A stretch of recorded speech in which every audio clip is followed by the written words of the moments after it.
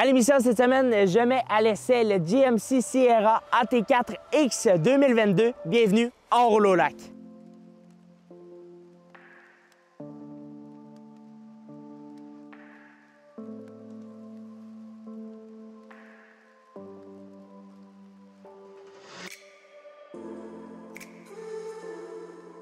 À l'émission cette semaine, je conduis le GMC AT4X 2022. Donc, qu'est-ce qu'on apporte de nouveau pour la mi-génération, en fait, la refonte de mi-génération? Bien, c'est simple, on a revu complètement le design et ça fait énormément de bien parce que dans son ensemble, je n'appréciais pas nécessairement son style, mais ici, on arrive réellement avec quelque chose qui est très intéressant. Parce qu'on le sait, la gamme du côté de chez Sierra est très intéressante et très importante pour notre marché canadien. Parce qu'on le sait, l'ensemble, la majorité des ventes du côté de chez General Motors pour le véhicule, le Silverado du côté de chez Chevrolet et le Sierra du côté de chez GM, bien, en majorité, c'est le Sierra qui remporte cette course. Parce qu'on le sait, c'est un marché qui est très important. En termes de version, qu'est-ce qu'on offre pour ce véhicule-là? C'est simple, on a 8 versions de disponibles, à commencer par le World Truck disponible qui est le Pro. Ensuite, on aura la version SLE, la version Élévation qui sera une grande majorité des ventes du côté de chez GM.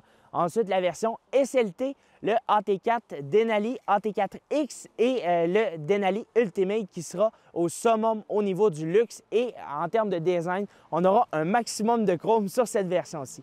Donc, qu'est-ce qu'on offre au terme du design pour le AT4X, autant pour la version 2022 que j'ai aujourd'hui à l'essai, mais qu'est-ce qui va changer pour la 2023? Bien, c'est simple, on arrive avec un pack qui est beaucoup plus agressif au terme du design à l'avant et à l'arrière, en changeant simplement le pare-choc qui est beaucoup plus massif. Mais si on se concentre sur la version que j'ai aujourd'hui, on a un aspect qui est beaucoup plus simple. On a un aspect qui ne sort pas nécessairement du lot en raison que le pare-choc ne soit pas agressif. Et ce que je veux dire par ça ne sort pas nécessairement du lot, c'est qu'on ressemble aux versions conventionnelles, ce qui veut dire à la version élévation. Oui, à l'exception, par exemple, de la calandre qui est d'un gris mat. Ensuite, l'inscription AT4X et des crochets de remorquage de couleur rouge pour ce qui se trouve à l'avant. On a plusieurs éléments aussi avec du contraste noir qui me plaît au bas du pare-choc, sur les contours d'ailes aussi. On a aussi les marchepieds qui sont juste complètement immenses et qui vont juste protéger les bas de caisse parce qu'on le sait, la version AT4 et AT4X est un véhicule qui est poussé pour sortir des sentiers battus. Oui, je vous le donne, ce n'est pas nécessairement le véhicule que l'on va utiliser en grande majorité pour sortir des sentiers battus, comme on peut le faire par exemple avec un Jeep Wrangler. Mais ici, on arrive avec un produit qui est franchement intéressant et qui donne un style beaucoup plus aventurier. Pour le Sierra, c'est simple. En termes de motorisation, on en a 4 de disponibles, à commencer par le 4 cylindres 2,7 litres turbo que l'on vante énormément en raison de sa consommation d'essence qui est réduite par rapport aux autres versions. Et c'est ce qu'on va voir un petit peu plus tard lors de l'essai. Mais avec la version 2.7, on a 310 chevaux. Lorsqu'on arrive avec la version 5.3 litres, donc on va tomber à 355 chevaux.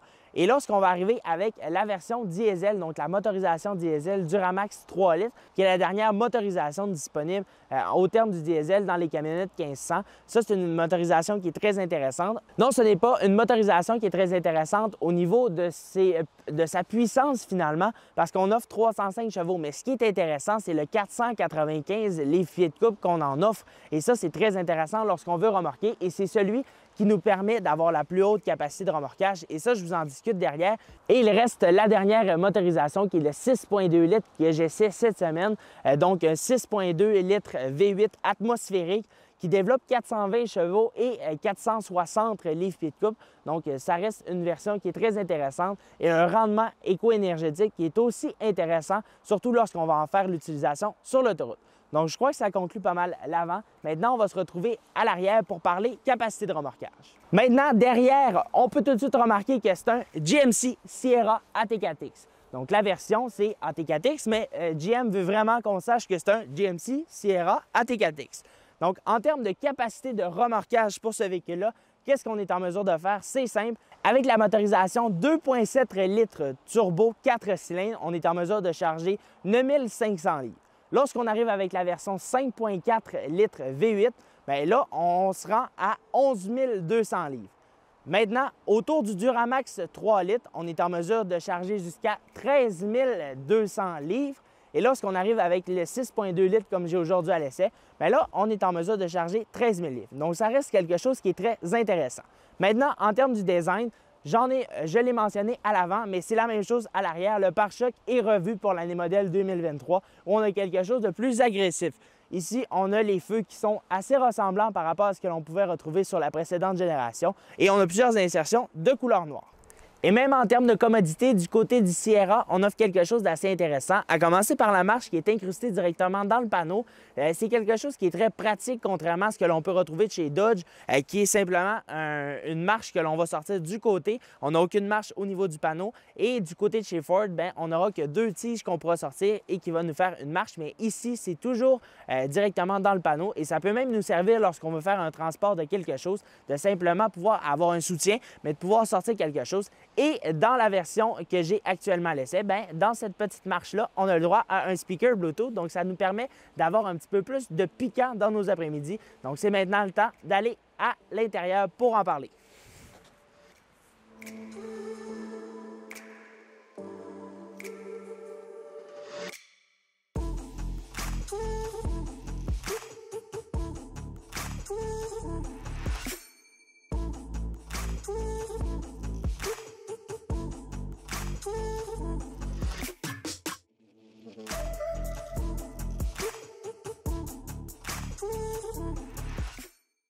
On se retrouve maintenant à bord du GMC Sierra AT4X 2023. Donc, qu'est-ce que ça donne, ça, ce véhicule-là au roulement? Bien, ce qui est important de savoir, c'est que c'est un véhicule qui est très confortable. La conduite, c'est assez plaisant à conduire. Oui, on n'aura peut-être pas le confort de la suspension comme on peut trouver du côté de chez Ram avec le 1500, mais ici, on a un confort qui est vraiment supérieur à ce que l'on peut retrouver du côté de chez Ford, par exemple, où on a vraiment une suspension qui est très dure, qui est, oui, davantage fait pour travailler par rapport à ce que l'on retrouve ici. Mais ce qu'il faut savoir, c'est que la version AT4X est énormément poussée vers le hors-route. Et c'est ça qu'on a voulu mettre de l'avant. On a une suspension qui est assez confortable, mais on est capable de s'aventurer à peu près où on le souhaite. Et ça, on peut le remarquer à peu près partout avec la version AT4X et AT4, bien entendu. Je l'inclus presque toujours lorsque j'en parle, mais la version AT4X, qu'est-ce qu'elle offre de supplémentaire? Bien, premièrement, c'est sa motorisation qui est bien différente. Et comme je l'ai mentionné à l'extérieur, bien ça, c'est la seule motorisation qui est disponible dans ce véhicule-là. Donc, on a seulement qu'un 6,2 litres V8 qui est disponible avec le AT4X. Sinon, il va falloir changer selon les versions que vous allez préférer pour obtenir une autre motorisation. Autre chose qui est important de savoir, c'est qu'à bord, la technologie, bien, ça fait du bien, on l'a remanié et ça fait un très beau travail. Surtout par l'écran du centre d'infodivertissement qui est super facile à utiliser. Oui, ça va prendre un petit temps d'adaptation si vous passez par exemple d'un Ford ou d'un Ram à ça, mais pour vrai, on s'y fait quand même assez rapidement. Et je peux vous le dire parce que j'utilise de manière récurrente un Ram et son système d'infodivertissement n'est pas aussi bien optimisé que ce que l'on retrouve ici. Par exemple, lorsqu'on va prendre Android Auto Apple CarPlay, bien là, on arrive dans un tout autre monde et même dans son ensemble, le système est très bien optimisé et ça, j'ai absolument rien à dire. Tous les menus sont super faciles à utiliser. L'écran d'infodivertissement, oui, c'est facile, mais l'écran d'instrumentation devant nous, bien, c'est la même chose, c'est 100% configurable et ça, j'adore ça. On peut mettre ce que l'on veut et on peut même mettre à peu près l'ensemble des infos qu'on veut. On peut le mettre en analogique, on peut le mettre en numérique, on peut le faire comme on le veut et ça, c'est bien de pouvoir configurer notre camion comme on le souhaite. On a un régulateur de vitesse adaptatif qui est aussi à bord et on a les maintiens de voie qui fonctionne très bien, mais lorsqu'on va lâcher le volant, bien, on va sentir simplement que le véhicule va se promener d'une voie à l'autre. Et ça, je trouve ça un petit peu négatif parce que on sait, la compétition fait un petit peu mieux et même souvent mieux là, dans ce que l'on peut retrouver sur le marché actuellement. Donc, autant par les pick-up ou même par les véhicules qui sont disponibles, on a une assistance au niveau du maintien de voie qui est supérieure par rapport à ce qu'on retrouve ici, mais ça fait encore une fois très bien le travail et ça nous permettra en fait que lorsqu'on va vouloir, on va dévier notre voie, bien, on va avoir premièrement une alerte qui va s'afficher sur l'affichage tête-haute, mais aussi au niveau du fessier, on va sentir une vibration dans le siège et ça, j'aime bien ça parce que c'est très pratique et même lorsqu'on recule, on va avoir aussi cette vibration-là. Donc, ça va nous permettre d'être de manière constante, concentrée et si vous ne l'êtes pas, bien, le véhicule va vous le ramener directement au bon moment. Dans le Sierra, on offre plusieurs motorisations qui sont disponibles. On a le 2.7, le 5.3, on a ensuite le 3 litres Duramax et on a le 6.2. Mais qu'est-ce que ça change en termes de consommation? Bien, je vous l'écris à l'instant à l'écran. Ça, c'est important de le savoir en termes de consommation. Et est-ce qu'on a un réel changement lorsqu'on va prendre, par exemple, un 4 cylindres dans cette camionnette-là? La réponse est non. Bien, en fait, non. Ça dépend qu'est-ce que vous en faites de cette camionnette-là parce qu'au terme du roulement, si vous faites énormément d'autoroute, je crois que la version 6.2 litres est une version que vous devez privilégier. C'est un véhicule qui est très intéressant, autant au niveau de son rendement éco-énergétique, mais dans son ensemble, parce qu'on a une motorisation qui est souple, qui ne sera pas de manière constante essoufflée ou toujours à fond.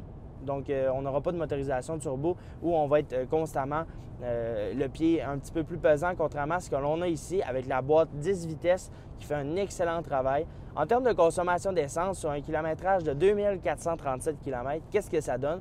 Bien, en moyenne, on est capable de faire du 16,7 litres au 100. Donc, c'est un petit peu plus élevé par rapport à ce que le constructeur nous annonce. Ce qu'il faut savoir, c'est que ce véhicule-là fait énormément de route et c'est un véhicule d'essai. Donc, de manière constante, bien, le véhicule va avoir des accélérations qui sont plus importantes que ce que l'on peut retrouver d'habitude, mais c'est un véhicule qui a un très, très bon rendement éco-énergétique.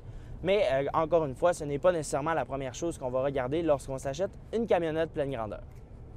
Il me reste deux éléments à discuter avec vous. C'est premièrement, qu'est-ce que ça donne au quotidien, cette camionnette-là? Bien, au quotidien, avec la version AT4X, bien entendu, je suis au sommet de la gamme. Donc, il reste seulement la version Denali Ultimate qui vient en haut, mais dans son ensemble, c'est l'avant-dernière version qui est disponible. Et je peux vous dire certainement qu'ici, on arrive avec un produit qui est franchement intéressant au terme de qualité de finition, au terme de roulement, parce que ce roulement-là, sérieusement, j'ai absolument rien à dire. Personnellement, je crois que j'en ferais peut-être l'acquisition, contrairement à un Ram ou un Ford qui ne me rejoignent pas dans le cas qu'on a une utilisation où il faut absolument tirer parce qu'on le sait, la suspension d'un Ram est beaucoup plus confortable par rapport à ce que l'on retrouve ici. Mais dernière chose qui reste de parler, c'est le prix.